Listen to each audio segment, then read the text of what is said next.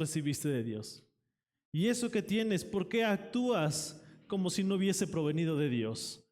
Esto es muy común, mis hermanos, dentro de la iglesia, porque nosotros constantemente decimos mi trabajo, mi tiempo, mi dinero, y nosotros pasamos por alto y olvidamos que todo lo que poseemos es un préstamo de la gracia divina, y nuestra mayordomía va a revelar si mi corazón confía o no confía en nuestro Dios.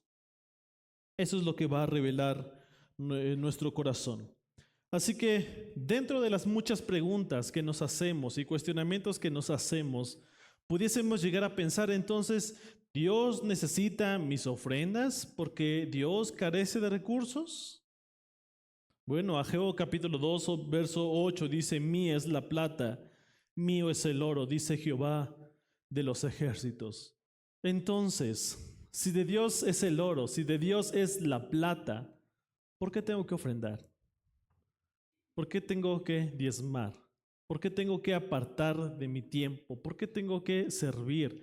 ¿Por qué tengo que aportar para mi iglesia local? ¿Por qué los hermanos que se paran aquí dicen, hermanos, por favor, no se les olvide diezmar? Por favor, hermanos, no se les olvide ofrendar. Aparten su ofrenda con tiempo. ¿Por qué?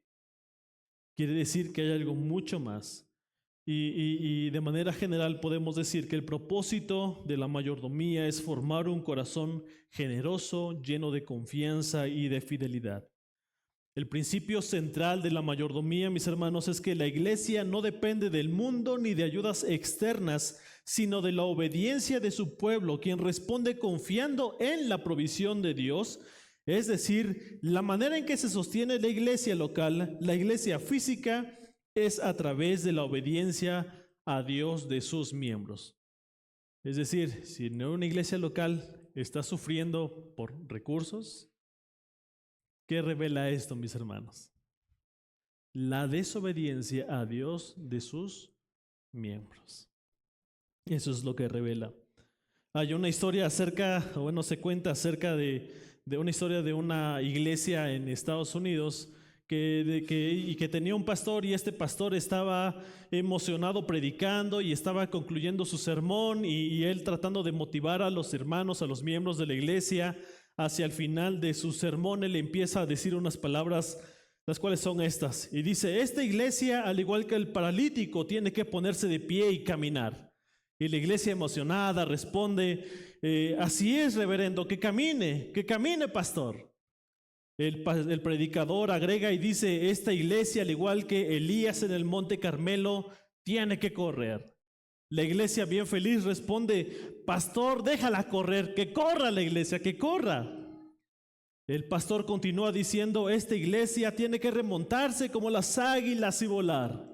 La iglesia, bien emocionada, dice, que vuele, pastor, que vuele, déjala volar.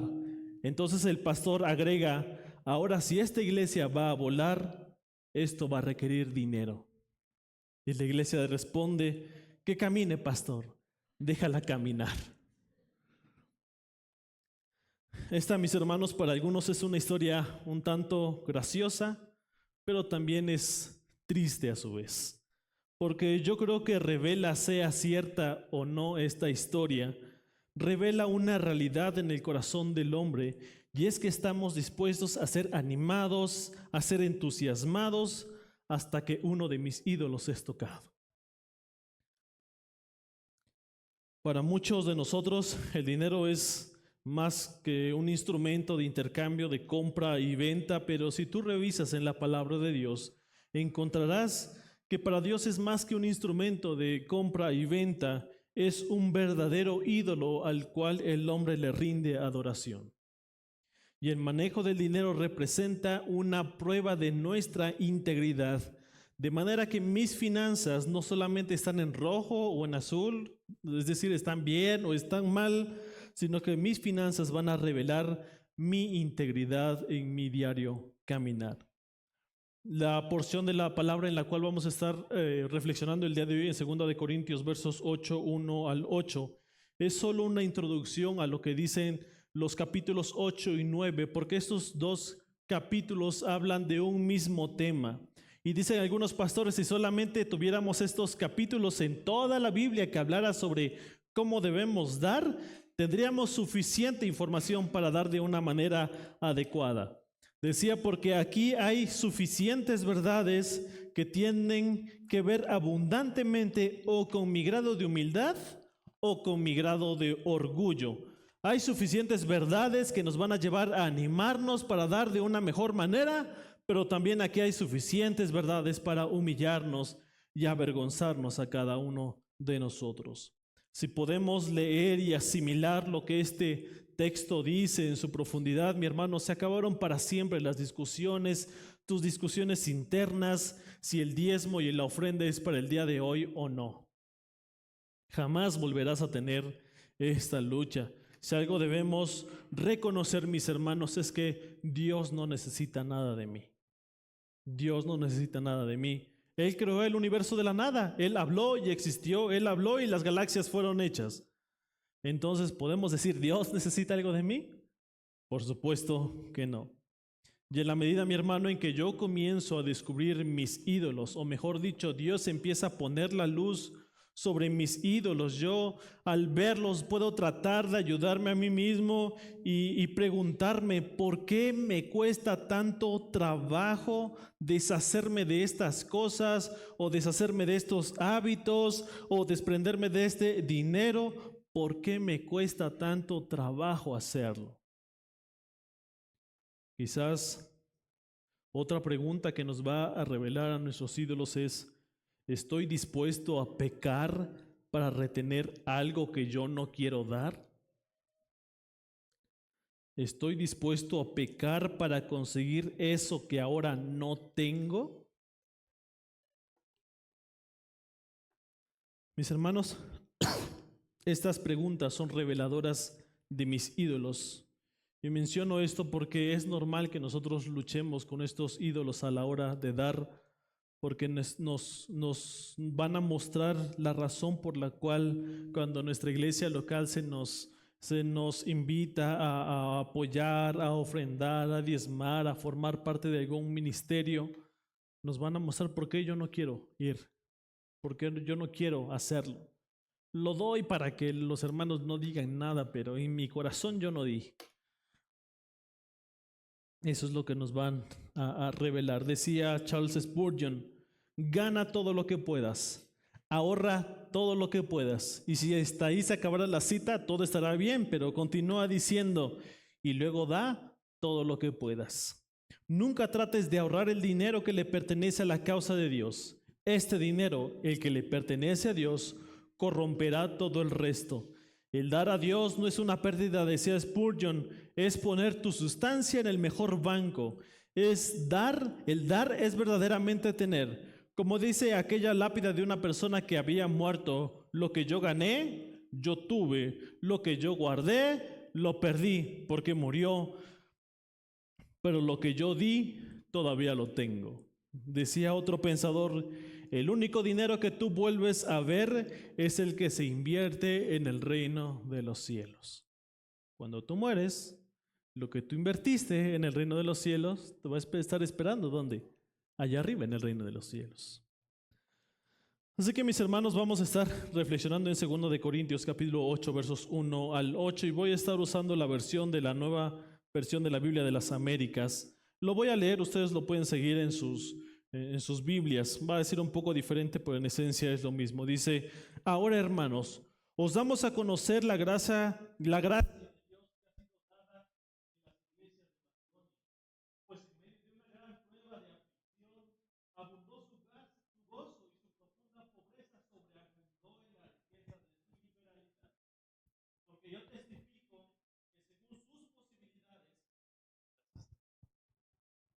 que aún sus posibilidades y aún más allá de sus posibilidades dieron de su propia voluntad, suplicándonos con muchos ruegos el privilegio de participar en el sostenimiento de los santos, y esto no como lo habíamos esperado, sino que primeramente se dieron a sí mismos al Señor y luego nosotros por la voluntad de Dios. En consecuencia, rogamos a Tito que, como él ya había comenzado antes, así también llevará a cabo en vosotros esta obra de gracia.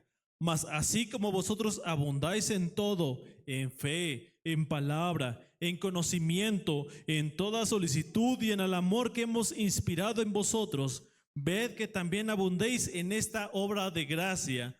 No digo esto como un mandamiento, sino para probar por la solicitud de otros también la sinceridad de vuestro amor.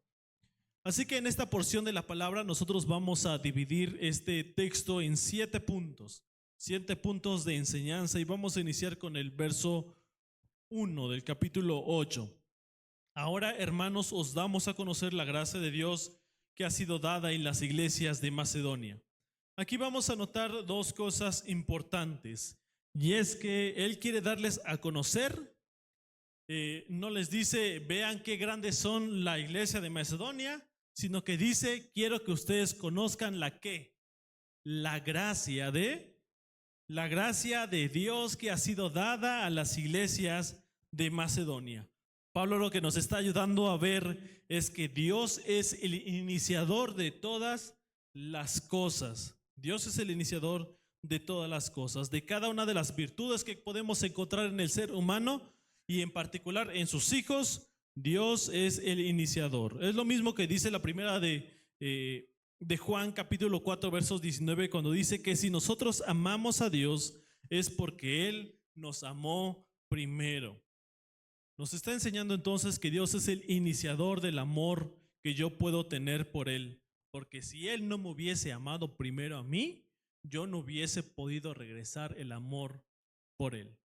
Lo mismo ocurre en el día de hoy a la hora de dar, a la hora de ofrendar, ya sea dinero, ya sea mi tiempo, ya sea mi servicio, que es por la gracia de Dios que Él me capacita para devolver a su causa lo que Él ya me dio en primer lugar. Así que los macedonios dieron de una manera extraordinaria. Por tanto, quisiera Pablo que los corintios pudieran ver este gran ejemplo de las iglesias de Macedonia para la misma vez que ellos conocieran lo mismo que dice a los filipenses en el capítulo 2 verso 13, cuando dice: Dios pone en nosotros el querer como el hacer. Dios pone el medio de gracia, y ahora dice: hermanos, yo quiero dar a conocer que la gracia de Dios que fue dada a las iglesias de Macedonia fue los que llevó a ellos a dar de una manera especial. Así que este primer verso nos revela que la iglesia de Macedonia recibió una gracia especial de parte de Dios. Y alguien pudiera expresar: bueno, entonces como Dios no me dio a mí esta gracia especial, esa es la razón por la cual yo soy tímido con el dinero, por no decir tacaño, ¿verdad? Yo soy tímido con el dinero. Es porque Dios no me ha dado suficiente gracia.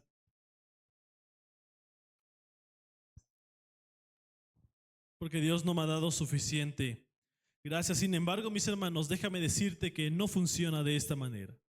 No habla de esta manera.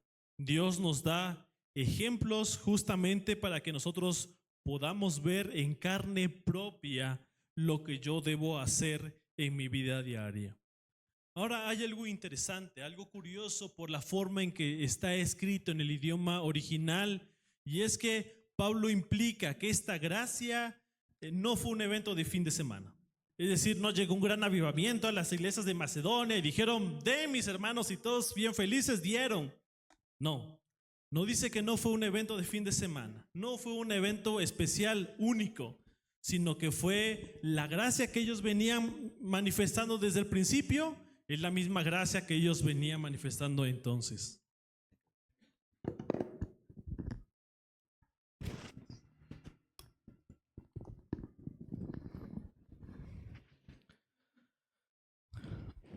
Entonces, si nos preguntamos, ¿qué es esa gracia? ¿Qué fue esa gracia que los macedonios mostraron? ¿Qué fue lo que los motivó a dar de esta manera? Mis hermanos, lo único que motivó a los hermanos de Macedonia fue la gracia que ellos ya habían recibido desde un inicio. Si nosotros preguntáramos si la iglesia aquí en Palestina ha recibido gracia, ¿qué pensarían ustedes, mis hermanos? ¿Si ha recibido gracia o no ha recibido gracia de parte de Dios? El hecho de que estemos aquí, el hecho de que hayamos despertado en esta mañana, es muestra de la gracia de ¿quién? De Dios. Segunda observación, mis hermanos. Cuando hablamos de las iglesias de Macedonia, nos preguntamos cuáles son estas iglesias de Macedonia.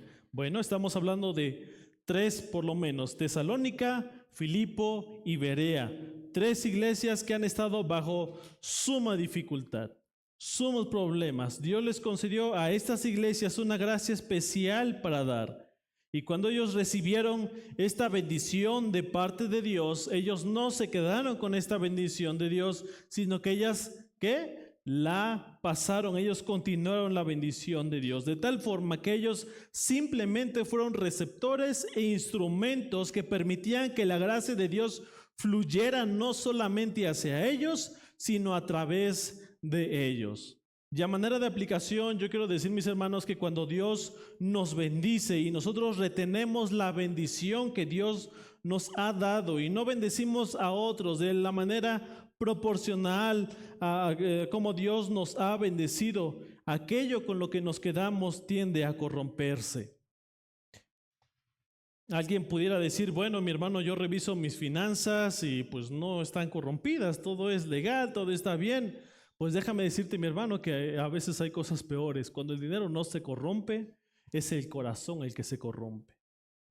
Y esto al final de cuentas va a corromper mis finanzas. Así que el punto número 1 que vimos en este primer versículo es que la gracia de Dios dada a los macedonios es la gracia dada a nosotros en diferentes formas y maneras, con lo cual yo debería de estar bendiciendo a otros proporcionalmente a la bendición recibida. Como segunda enseñanza, el punto es posible disfrutar de gozo abundante en medio de aflicción y tener una generosidad en medio de una profunda pobreza. Y lo vemos en el versículo 2 de nuestro texto. Y dice el texto, pues en medio de una gran prueba de aflicción, abundó su gozo y su profunda pobreza sobreabundó en la riqueza de su liberalidad. Este verso nos enseña igual varias cosas, pero lo primero que me deja ver es que estas iglesias de las cuales Pablo está hablando están en medio de una gran prueba de aflicción. ¿Qué gran prueba de aflicción es en la que se encuentran? Bueno, lo encontramos en 1 de Tesalonicenses, en el verso 1. Hablaba de que estas iglesias están bajo persecución, están cazándolos, les están quitando todas sus posiciones. Entonces es a lo que refiere, y es este contexto en lo que el Pablo lleva a 2 de Corintios. Esta aflicción en la cual ellos se encontraban, dice Pablo, no es fruto del pecado, es algo que Dios les está dando. Entonces, si unimos el verso 1 y el verso 2, nos podemos dar cuenta que la iglesia se encuentra en medio de una gran prueba de aflicción, pero a la vez se encuentra en una gran lluvia de gracia. El verso 1 dice que la iglesia había sido recibida, ¿qué? Gracia de Dios. El verso 2 nos dice que estaban bajo una gran prueba de aflicción. Entonces, tenemos gracia de Dios, pero también tenemos ¿qué? Prueba de aflicción. Y para empeorar las cosas, dice el verso, estas iglesias no solamente tenían una aflicción, del cual el contexto se encuentra en 1 Tesalonicenses, no solo implicaba persecución, sino que también se encontraban en medio de una profunda pobreza. Profunda pobreza. Mi pregunta es, ¿a qué se refieren con profunda pobreza? Aquí encontramos una primera paradoja que encontramos en el verso 2, y es que la gran aflicción produjo un gozo abundante. Lo que normalmente nosotros pensaríamos de alguien que está sufriendo es que esté deprimido, esté acostado, esté llorando, esté sufriendo. Sin embargo, cuando la gracia de Dios es recibida, la aflicción, ¿qué es lo que hace? Produce un gozo abundante. El texto no dice que la aflicción produjo gozo. El texto dice que la aflicción produjo un gozo abundante, y en el lenguaje original es enfático, pero también en el español abunda la abundancia de gozo, está enfatizando calidad y cantidad de dicha experiencia, es decir, como si dijera el gozo se desborda de la copa, así es el gozo abundante que hay en la vida de los hermanos de Macedonia, así es. Así que podemos hacernos una pregunta: ¿cuándo fue la última vez que tú, mi hermano, estabas en medio de una gran aflicción y sentiste una sobreabundancia de gozo? ¿Cuándo fue eso? ¿Cuándo llegaste a la iglesia y le dijiste: hermanos, estoy sumamente afligido, pero también me siento sumamente gozoso?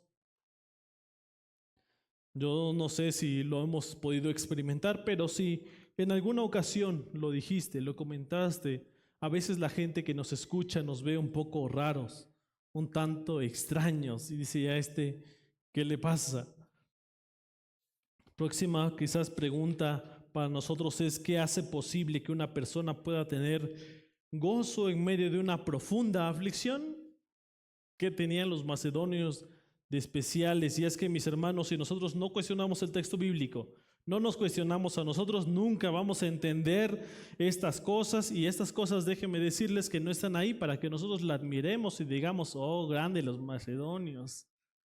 No, mis hermanos, es para que nosotros aprendamos y no solamente nos maravillemos. La respuesta es básicamente una, y es que yo necesito entender que no importa la circunstancia en la que yo me encuentro, yo estoy ahí por diseño ¿de quién? De Dios. Decíamos hace un rato que la mayordomía está enraizada ¿en qué doctrina? ¿O en qué punto fundamental?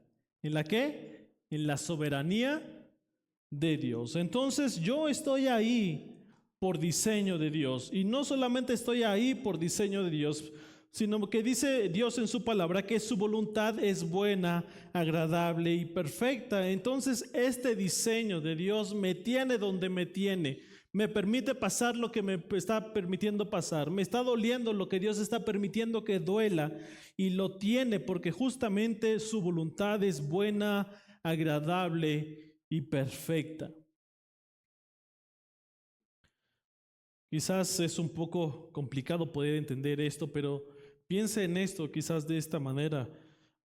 A alguien que quizás se le infectó una pierna al grado de que le tengan que amputar esa pierna, en primera instancia, esto sería una gran aflicción para el paciente, ¿cierto? Es decir, pues vas a tener que perder tu pierna porque está infectada. Pero si esta persona sabe a ciencia cierta que es o la pierna o su vida, esta persona va a estar sumamente gozosa que haya un cirujano dispuesto a cortar su pierna. Y esto es a lo que nos referimos, de que Dios sabe lo que yo no sé. Lo próximo que nos enseña el verso 2, o la siguiente paradoja, es que la profunda pobreza resultó en una gran liberalidad a la hora de dar. ¿Qué quiere decir esto? La pobreza no produjo escasez de ofrenda, sino que produjo ¿qué? Abundancia de ofrenda.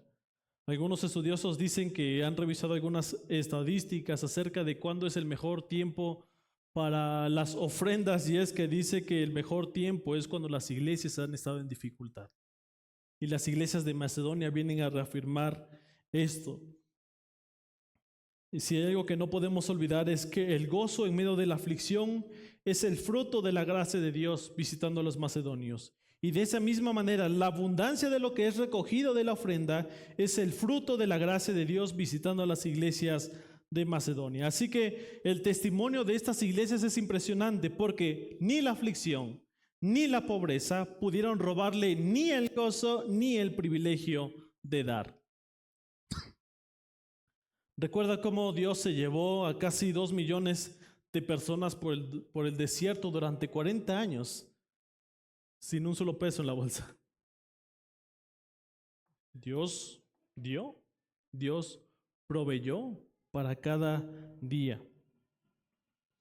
Quizás otra pregunta que nos podemos hacer, y yo les voy a hacer muchas preguntas en esta predicación, y es: ¿qué se requiere para dar abundantemente en medio de la escasez?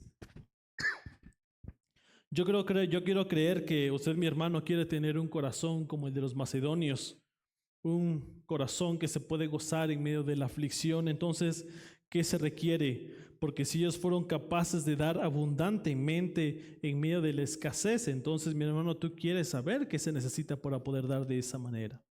En primer lugar, yo creo que se requiere gratitud de saber que aún la escasez en la que me encuentro es provista de Dios. Dios lo permite. La escasez en la que a veces nos encontramos también es provista ¿por quién? Por Dios. ¿Cómo es posible esto? Si Dios es soberano, si Dios es el orquestador de mi vida, si su voluntad es buena, perfecta y agradable, entonces en mi vida, obviamente la abundancia y la escasez tienen que ver con el plan de Dios para mi vida. Así que se requiere gratitud. Se requiere fe en el gran Dios proveedor, de dar aún cuando no tenemos. Y yo quiero tratar de probar esto a través de la Biblia para que no se quede solamente como si fuera mi opinión. Nos podemos remontar a la historia del profeta Elías cuando fue enviado a la viuda de Sarepta. Dios tiene un propósito, él llega a la viuda de Sarepta, él le dice: dame de comer, dame pan. Y la viuda le dice: oye, pero yo solamente tengo harina y aceite para mí y para mi hijo, y solamente tengo para un día. Y el profeta Elías le dice: no importa, dámelo a mí primero y te aseguro que no va a faltar ni harina ni aceite para ti y para tu hijo. Y lo que sabemos de la historia es que la viuda entendió los propósitos de Dios de alguna manera, no sabemos de qué manera, pero la viuda la entendió y le dio al profeta primero, y por lo que sabemos es que nunca faltó ni aceite ni harina para la viuda, para el profeta, ni para su hijo. Dios proveyó lo que Elías había dicho. Ahora, mi hermano, no quisiera que confundas lo que les estoy comentando con lo que nosotros conocemos ahora como el Evangelio de la Prosperidad. De que tienes que dar, tienes que sembrar, y entonces vas a abrir una llave allá en los cielos para que Dios te retribuya todo lo que tú diste, y con creces, con intereses. Así no funciona, mis hermanos. Todo aquel que habla de esa manera, mi hermano, es un hereje. Todos aquellos que enseñan de esa manera son herejes. No estamos hablando de esa manera. No estamos hablando de la manera en que vamos a obligar a que Dios nos bendiga, para nada, sino que solamente estamos dando lo que Dios ya nos ha dado primero. Aquí estamos hablando de confianza en la provisión de Dios conforme a la revelación de Dios en su palabra, y en medio de pruebas, en medio de aflicciones. Esta iglesia o estas iglesias estaban en una condición de miseria y no dieron por la abundancia de recursos, sino que dieron con abundante gozo y con abundante liberalidad por la abundancia de su fe en el Señor. Por eso lo dieron. Lo que hace difícil ofrendar o dar mi tiempo, mis talentos, no es que tengamos mucho o poco, sino que en muchas ocasiones el dinero se vuelve nuestro ídolo número uno. Y ese es el ídolo número uno de la raza humana. Los dioses son funcionales, los dioses no se comparten. Entonces, cuando yo empiezo a entender en estas cosas y que Dios es capaz de destruir este ídolo, entonces se me hace mucho más fácil dar para Dios, aun cuando simplemente es para beneficio de otros. Nuestro tercer punto de enseñanza es que la escasez no es justificación para no dar. Verso número 3. Porque yo testifico que según sus posibilidades y aún más allá de sus posibilidades, dieron de su propia voluntad. Pablo dice: yo doy testimonio de que esta gente dio de acuerdo a sus posibilidades, que aún en su profunda pobreza, quiere decir que hay algo de posibilidad. Aún en la pobreza hay algo de posibilidad, y aún más allá de sus posibilidades, dice: esta gente dio en medio de su pobreza. No calcularon riesgos, no calcularon posibilidades, sino que dieron de su propia voluntad. Cuando él dice esto de que dio en su propia voluntad, quiere decir que Pablo no los forzó, Pablo no los manipuló, no les ofreció prosperidad y no les dijo, si ustedes dan, seguramente van a recibir, entonces den para que Dios les dé más, para nada. Pablo dice, yo no les puse una carga de culpa encima. Tampoco los acusó de pocos espirituales, ni les dijo, si ustedes no dan es porque no han creído en el Señor para nada, no les puso culpa sobre ellos. Ellos dieron de su propia voluntad, ellos dieron porque querían dar. Es más, Pablo ni siquiera les había pedido su ofrenda. Ni siquiera les insinuó que ellos debían de dar. Es más, Pablo les dijo, no den por favor, hermanos. Yo sé en qué circunstancias se encuentran mis hermanos, por favor, no den. Yo les comento de las ofrendas para que nos apoyen en oraciones, pero hermanos, yo sé la situación en la que se encuentran, entonces, por favor, no den. Alguien más dará. Imagínate quizás esta conversación entre la iglesia y el apóstol Pablo y la iglesia diciendo, Pablo, ¿qué cosa estás diciendo? Pablo, ¿acaso tú no nos dices que el Señor es dueño de todo? Esto que nosotros sabemos, Pablo, tú lo sabes, tú lo predicas. Pablo, por Dios, Pablo, ¿qué cosas estás diciendo? Nosotros queremos dar, nosotros queremos ofrendar porque hemos recibido, ¿qué? Abundantemente gracia de parte de Dios.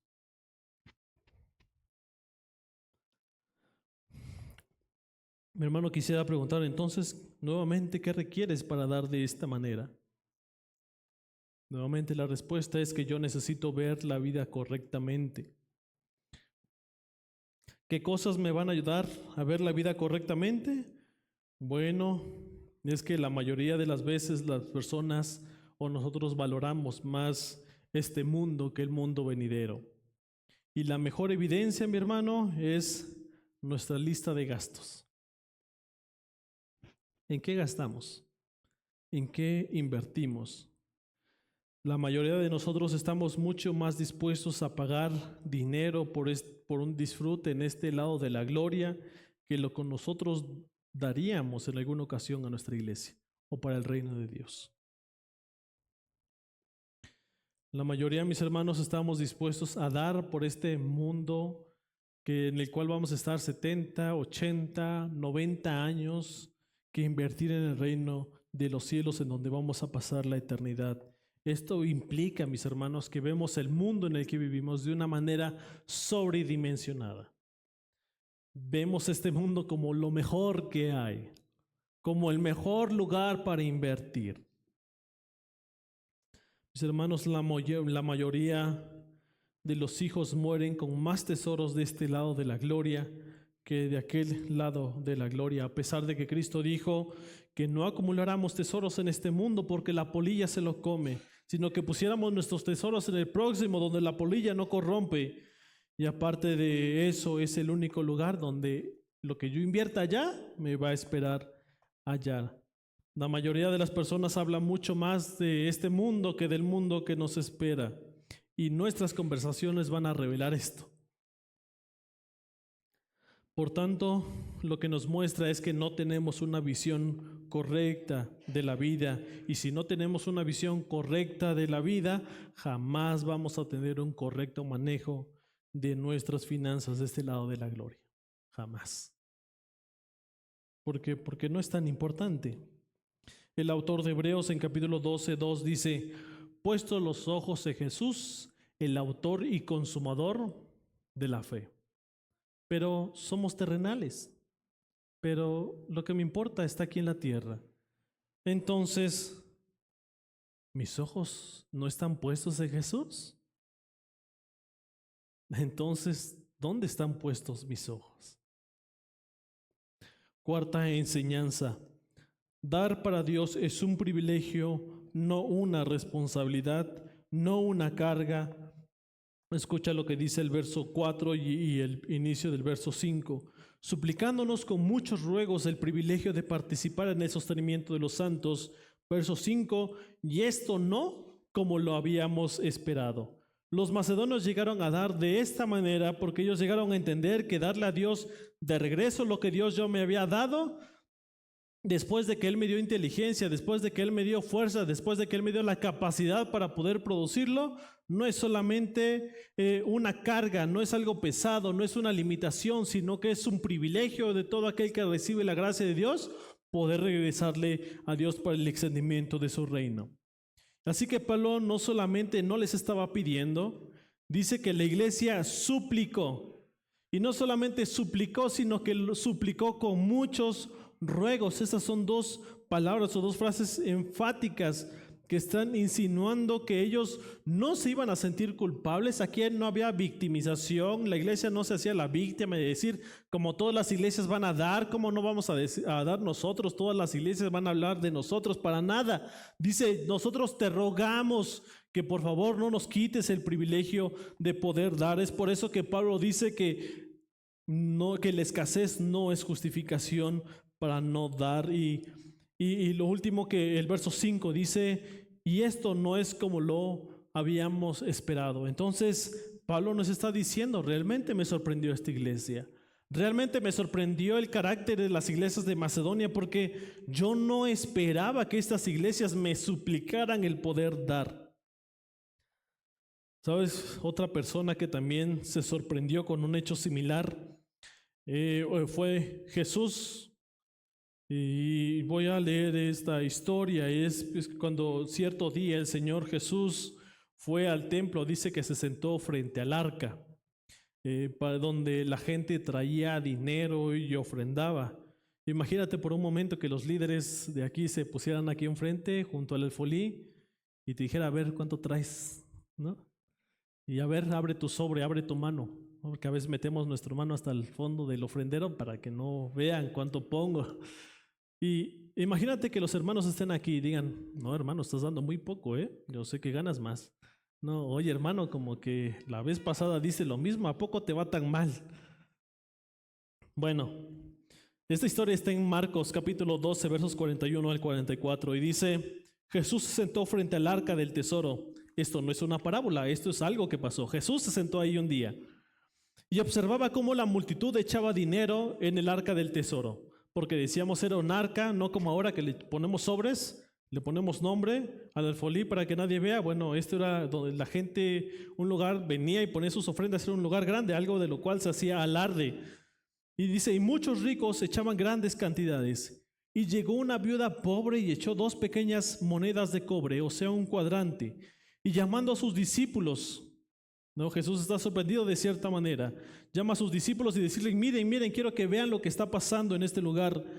Y les dijo, en verdad os digo que esta viuda pobre echó más que todos los contribuyentes al tesoro, porque todos ellos echaron de lo que les sobra, pero ella de su pobreza echó todo lo que poseía, todo lo que tenía para vivir. ¿Te imaginas la conversación después de lo que vieron, después de que Jesús les dijo? Te imagínate a un discípulo diciéndole a Jesús, o sea, Jesús, que cuando ella salió de aquí y se fue a su casa, ¿no tenía un cuadrante más? Es como decir, echó todo su dinero, toda su ofrenda y llegó a su casa y no tenía nada para comer. Y los discípulos diciendo, sí, eso es lo que acaba de decir Jesús. Ella dio más que todos, porque echó todo lo que tenía para vivir. Y hablando honestamente, mis hermanos, muchos de nosotros a veces ofrendamos de lo que nos sobra, de los cambios, de lo que, aquí agarré mi bolsa y esto voy a ofrendar. Si somos honestos, muchas veces nosotros nos comportamos de esta manera. Cristo dijo en otro momento y en otro contexto, si amáis a los que aman, no tenéis ningún mérito. Si pudiéramos aplicarlo a este mismo evento, pudiéramos decir, si das de lo que te sobra a Dios, ¿qué mérito tienes? Filántropos también hace eso, y otros que no son cristianos también hacen eso. De manera que Pablo está ayudando a los corintios y a esta iglesia de Palestina que podamos entender que cuando Dios da una gracia y esa gracia nos mueve a dar, a hacer cosas, en este caso a dar, no está tratando de empeorar tu situación. Dios está ayudándonos a entender que la gracia de Dios me puede sostener en medio de la peor dificultad. La viuda de Sarepta dio lo último que tenía. La viuda que Jesús vio dio lo último que tenía. Las iglesias de Macedonia, de lo poco que tenían, también entregaron estas iglesias, de manera que de Tesalónica, Berea y Filipo tenían esta actitud. Y cuando Pablo escribe su carta a los tesalonicenses y después enviársela a los corintios, quiere que ellos entiendan lo que estas iglesias estaban haciendo. Y no solamente esto, sino que parece ser que esta actitud se estaba replicando en todas las demás iglesias. Todos estaban empezando a dar, todos estaban copiando lo que hacían las iglesias de Macedonia, que en medio de una gran tribulación y en medio de una gran prueba, ellos dieron deliberadamente. Nuevamente, ¿cómo llegó esta gente a hacer eso o a dar de esa manera? Bueno, verso 5. Dar primero a Dios y después darse a nosotros. Verso 5. Sino que primeramente se dieron a sí mismos al Señor y luego a nosotros por voluntad de Dios. Obviamente, mi hermano, todo aquel que es nacido de nuevo se da a Dios. Pero tú y yo sabemos que no todos nos entregamos de la misma manera, no todo el mundo se ha dado como el apóstol Pablo. Y el apóstol Pablo entendió esto. Esta gente de las iglesias de Macedonia se ha dado a Dios de una manera especial. Y como se ha dado de esta forma, se ha dado entonces a la causa de Cristo. Y se han dado a nosotros entonces. ¿Por qué? Porque la iglesia entendió que el apóstol Pablo estaba cumpliendo una misión que ayudaba a extender la causa de Cristo. Es por eso que las iglesias de Macedonia estaban felices en dar, en ofrendar, en poder sostener a la iglesia. Las iglesias de Macedonia entendieron que ellos no podían predicar, ellos no podían viajar, ellos no tenían los dones y talentos del apóstol, pero ellos dijeron, nosotros sí podemos apoyar al apóstol Pablo en su ministerio. Y eso es lo que vamos a hacer. Y eso es lo que hicieron con amor, con gozo, con alegría. Así que de esta manera, mi hermano, yo tengo que pensar esto. ¿Yo estoy buscando primeramente el reino de Dios y su justicia? ¿O yo solamente he agregado el reino de Dios a una lista en mi vida? Alguien decía, como la cereza del pastel. Ya tengo mi vida hecha y ahora voy a agregar al cristianismo aquí, arribita, como un adornito, para que digan que también, además de todo lo que soy, también soy cristiano. Mi hermano, esto es lo que va a hacer la diferencia a la hora de leer tu palabra, a la hora de orar, a la hora de confiar en Dios, a la hora de integrarme en la iglesia, a la hora de darle mi tiempo a la iglesia, a la hora de ofrendar. Esto va a hacer una diferencia en todo el sentido de la palabra. Los macedonios se dieron al Señor y luego nosotros, dice Pablo, ¿y cómo le hicieron? Porque Dios le dio una gracia. Y la gracia de Dios los llevó a moverse en esta dirección, a moverse en la dirección de la causa de Cristo. Y esto produjo gozo en medio de la aflicción y abundancia a la hora de ofrendar para los santos y poder ver el dar como un privilegio y no como una carga. Siguiente enseñanza, versos 6 y 7. ¿En consecuencia de qué? En consecuencia de que los macedonios estaban dando de esta manera, en consecuencia de que Filipo, Tesalónica y Berea estaban siendo ejemplo, ¿qué hizo Pablo? Rogamos a Tito que como él ya había comenzado antes. Esto nos da la idea de que esta ofrenda viene desde un contexto anterior, desde la primera carta a los Corintios, cuando va a cerrar en el capítulo 16, es cuando Pablo va a recoger esta ofrenda, no solamente él, sino también otras dos personas que un grupo de iglesias iban a designar para llevárselas a Jerusalén. Entonces alguien en los Corintios empieza a acusar a Pablo de cosas que él no había hecho, y se levanta una persona en estas iglesias de Corintio y acusó a Pablo, acusó su carácter, pisoteó su ministerio, y en vista de todo lo que pasó, dice que esta ofrenda se quedó como a medias, a la mitad. Nunca se llevó a cabo, nunca se terminó de recoger. Entonces, en vista de eso, entonces le rogamos a Tito. Dice que como él ya había comenzado antes, así también llevará a cabo en vosotros esta obra de gracia. Así como vosotros abundáis en todo, en fe, en palabra, en conocimiento, en toda solicitud y en todo amor, y en el amor que hemos inspirado en vosotros, ved que también abundéis en esta obra de gracia. Pareciera ser, por las palabras que dice, le rogamos a Tito. ¿Cuándo le ruegas a alguien? Cuando alguien como que no quiere ir, ¿no? Por favor, ve, te lo ruego. Por favor, pareciera ser, mis hermanos, que como que Tito no estaba muy convencido de ir a los Corintios. Como que si Tito y Pablo tuvieran esta discusión de decir, pues, ¿qué no estos Corintios son los que te estaban echando tierra? ¿No son los Corintios con los que acabas de reconciliarte y ya les quieres pedir esta ofrenda? Pablo está tratando de animarlo a que por medio del ejemplo de las iglesias de Macedonia, entonces le ruega a Tito a que complete aquello que ya había comenzado. Decíamos, porque parece que Tito tenía algo que ver con esto desde el principio. Y Pablo llama a esto una obra de gracia. Él recuerda a los corintios que ellos han recibido abundante gracia. Nota cómo lo dice Pablo: ya que ustedes han abundado ¿en qué? En fe, en palabra, en conocimiento, en toda solicitud y en amor. Una iglesia que, a pesar de su inmadurez, a pesar de lo que había pasado con Pablo, eran hijos de Dios y eran grandemente bendecidos. De hecho, en su primera carta a los Corintios, en capítulo 1, verso 5, dice: porque en todo fuisteis enriquecidos en él, en toda palabra y en todo conocimiento. En todo fuisteis enriquecidos, y ahora dice claramente: en fe, en palabra, en conocimiento, en solicitud y en amor. Dice: ya que ustedes recibieron todo esto por gracia, ahora les toca apoyar y continuar. Eso es lo que ustedes tienen que dar. Y punto número 7. El dar es motivado por el amor. Verso 8. No digo esto como un mandamiento, sino para probar por la solicitud de otros también la sinceridad ¿de qué?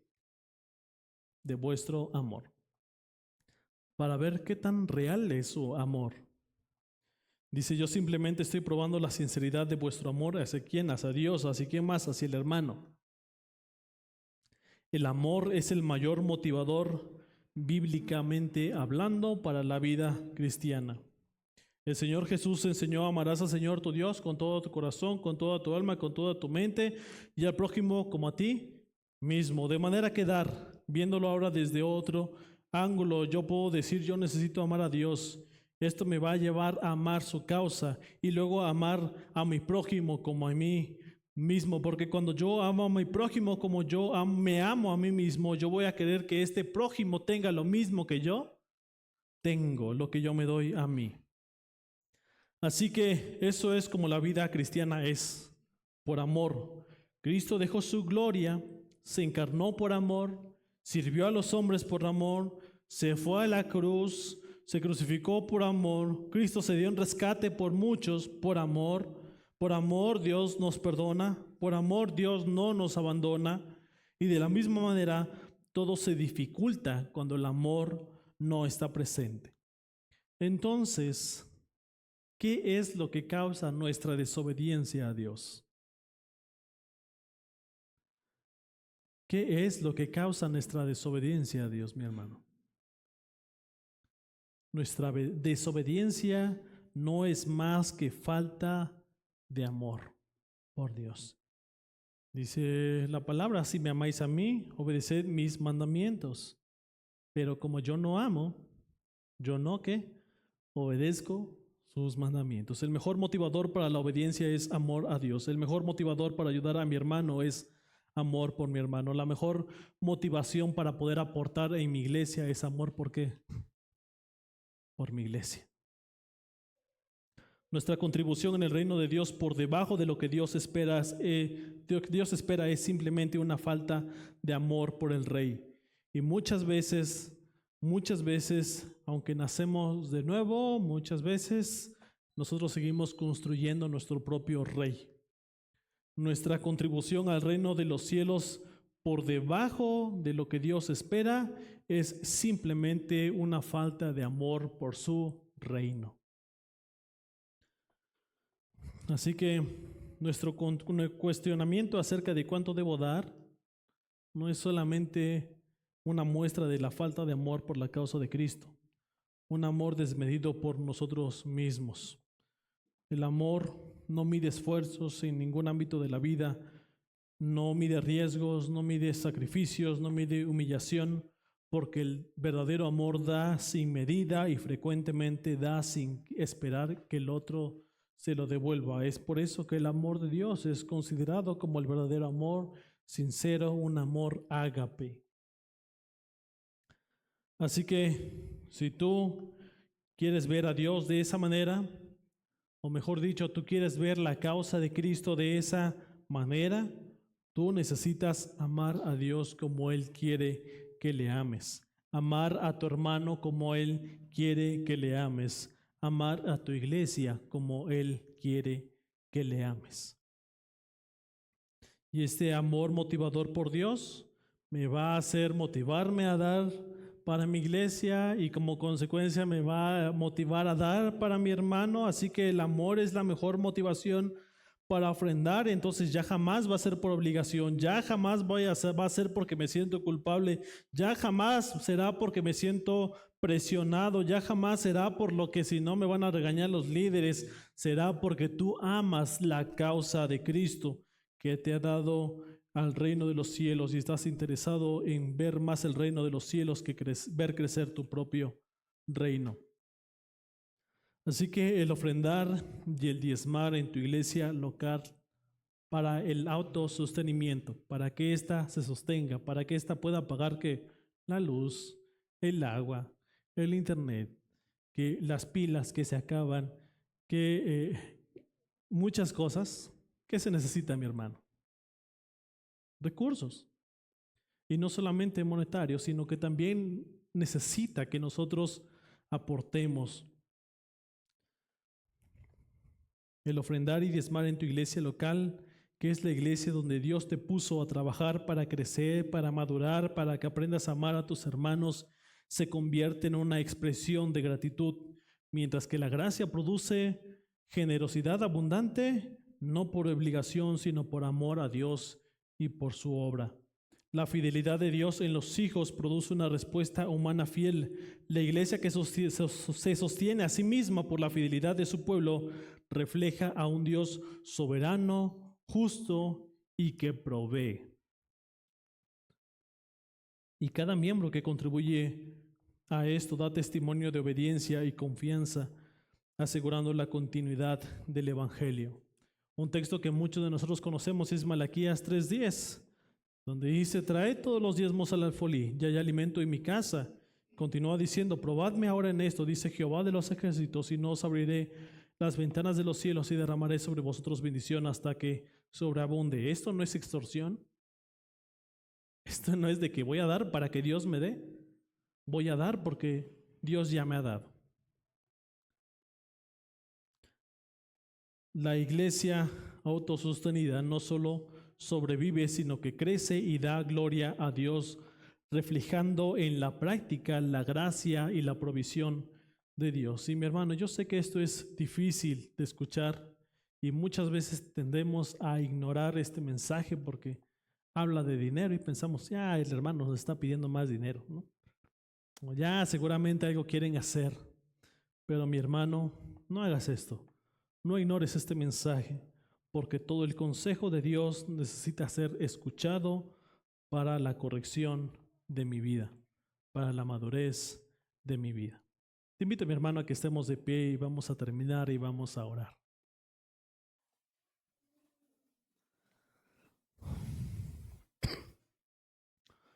Padre eterno, en esta hora, Señor, venimos delante de ti, reconociendo, Señor, que, Señor, hemos desobedecido tus mandamientos, que hemos seguido nuestras propias reglas, que hemos seguido nuestro propio corazón, que cuántas veces hemos desobedecido tu nombre, Señor, y al analizar nuestras vidas nos damos cuenta que no te amamos, que no amamos tu obra, que tenemos ídolos en nuestro corazón que necesitan ser derribados, y por lo cual te pedimos, oh Dios, que nos ayudes, Padre eterno.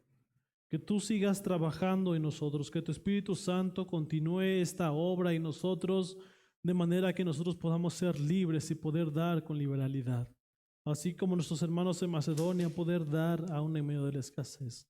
Que tú proveas y que tú permitas que el corazón pueda confiar plenamente, Señor, en tus obras, en tus maravillas, sabiendo, Señor, y teniendo plena seguridad que tú eres un Dios soberano sobre todas las cosas, y que no hay un solo detalle en nuestras vidas de la cual tú no tengas cuidado ni estés pendiente de nosotros, Señor. Por favor, perdona nuestras maldades y ayúdanos a vivir una vida agradable a ti, Señor. Te lo pedimos en el nombre de tu Hijo amado Jesucristo. Amén. Amén.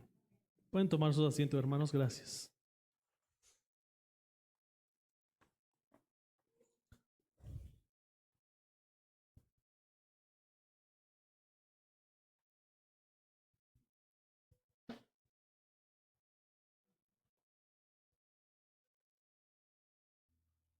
Los invito a ponernos de pie. Vamos a cantar un himno que lleva por título Mi ofrenda.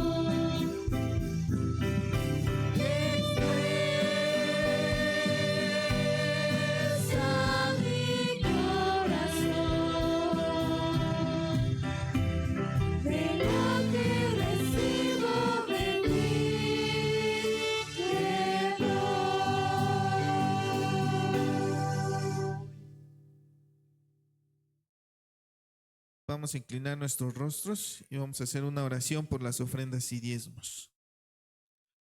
Amado Dios, gracias por